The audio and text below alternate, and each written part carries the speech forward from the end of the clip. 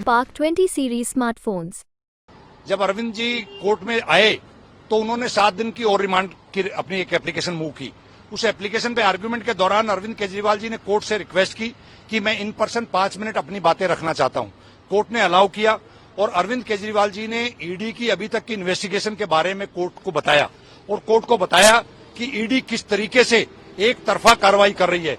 ED ने अब से पहले जितने लोगों की स्टेटमेंट्स ली हैं वो स्टेटमेंट जब तक लेते रहे उन लोगों की जो एक्यूज थे, बाद में अप्रूवर बन गए, वो स्टेटमेंट तब तक लेते रहे जब तक अरविंद केजरीवाल जी या हमारे बड़े नेताओं का नाम उनके मुंह से नहीं निकला। और वो स्टेटमेंट जैसे ही अरविंद जी का नाम लिया उसके बाद फर्दर कोई स्टेटमेंट नहीं ली गई।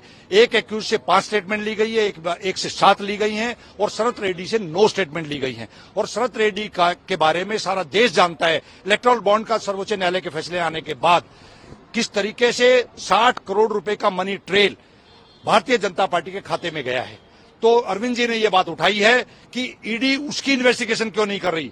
ऐसे एक्यूज को जिसको अप्रूवर बनाया गया, बेल दी गई, माफीनामा दिया गया और उससे भारतीय जनता पार्टी रिश्वत लेती है, इलेक्टोरल बॉन्ड के माध्यम से चंदा लेती है, इस पे क्वेश्चन उठाया।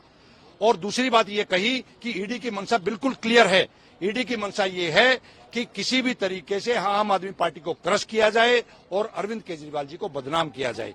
जबकि माननीय सर्वोच्च न्यायालय ने, संजीव खन्ना जी की बेंच ने यह तय कर रखा है अपने मनीष सिसोदिया जी के बेल में जब ऑर्डर किया था कि 100 करोड़ रुपए की जो बात कही जा रही है वो 100 करोड़ रुपए अभी तक ईडी साबित नहीं कर पाई है। वो अभी डिबेटेबल इशू है, डाउट है। लेकिन 60 करोड़ रुपए जो भाजपा के पास गया है उसमें कोई संशय नहीं है, उनके खाते में गया है। उनके खिलाफ कार्रवाई क्यों नहीं हो रही, ये सब बातें कोर्ट के सामने रखी।